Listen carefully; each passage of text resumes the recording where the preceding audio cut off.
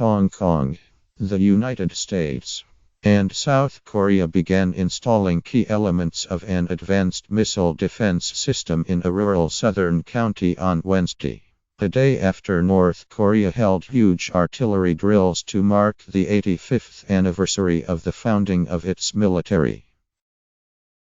Work on the Terminal High Altitude Area Defense System, also known as THAAD, got underway in Seongju, 135 miles southeast of Seoul, while China, which strongly opposes the THAAD system, continued to try to tamp down tensions over signs that North Korea was preparing for a nuclear test. It remained unclear whether the installation was ahead of schedule. Washington and Seoul have said only that they want THAAD operational soon, or within this year. The deployment has become a key issue in the campaign.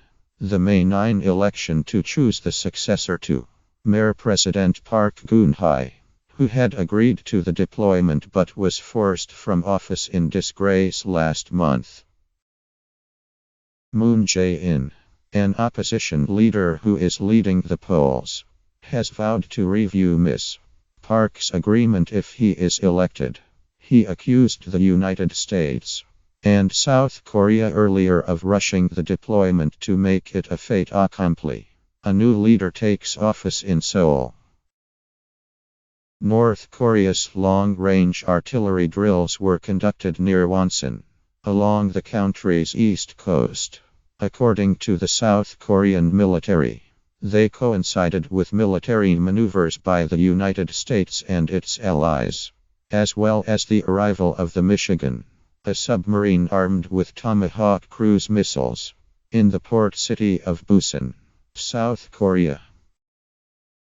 The United States Navy described the arrival of the submarine as routine, but its presence reflected the heightened military readiness on both sides of the Korean peninsula. And on Wednesday, the Navy's 7th Fleet said a strike group led by the aircraft carrier Carl Vinson was conducting exercises with Japanese says in the Philippine Sea. In addition to holding joint naval exercises in the Yellow Sea, the United States and South Korea have been staging military maneuvers in Pyongyang, northeast of Seoul, demonstrating some of their latest weapons. A North Korean state newspaper, Rodong Sinmun, said last week the joint maneuvers were taking the tense situation on the peninsula to the verge of explosion.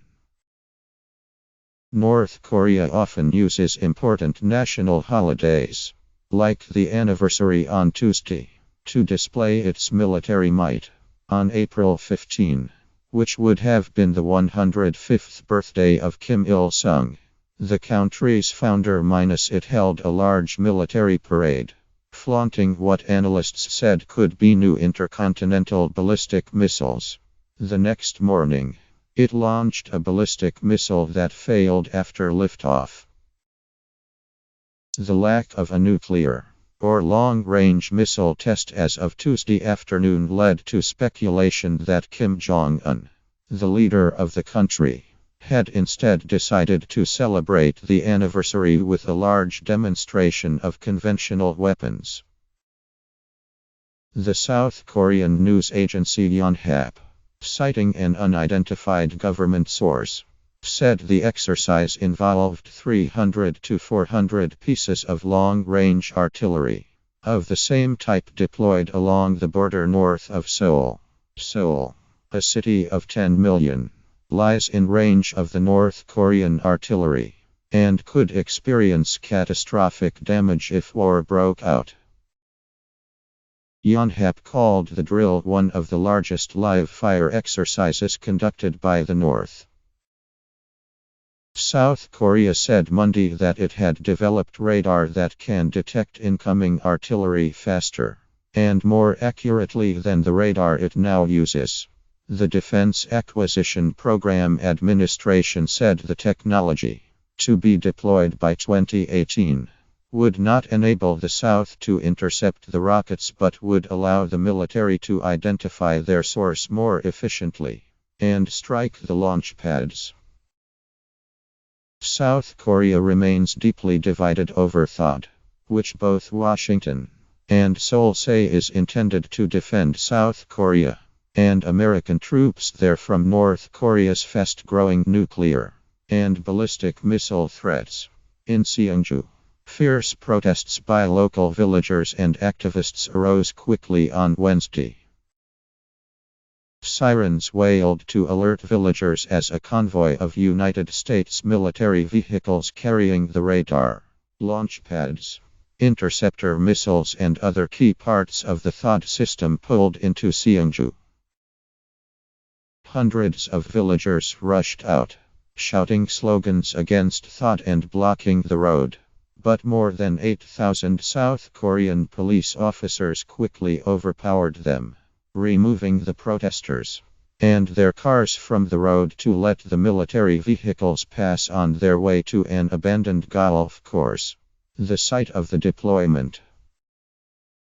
On Tuesday, Beijing sent Wu Dai, a longtime diplomat handling tensions on the Korean peninsula, to Tokyo.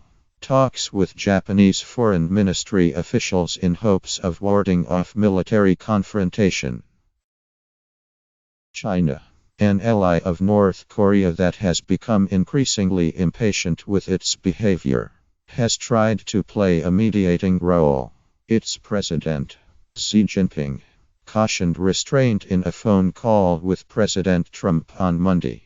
The question is whether Beijing has enough leverage to avert a detonation at the North's atomic test site in Pyongyang, where analysts say preparations for a blast appear to have recently resumed.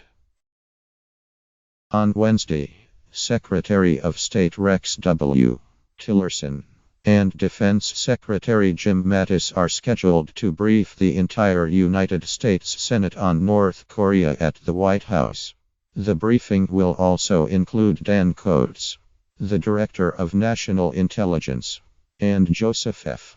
Dunfordridge, the Chairman of the Joint Chiefs of Staff, according to Sean Spicer, the White House press secretary. While administration officials often go to the Capitol to address lawmakers, it is rare for the full Senate to be summoned to the White House. In China on Wednesday, after days of publicity, the country's first domestically built aircraft carrier slipped out to sea for the first time. The ship is far from ready for operations, but the launch signified a major stage of progress of our country's indigenous design and construction of aircraft carriers, according to a People's Liberation Army news bulletin.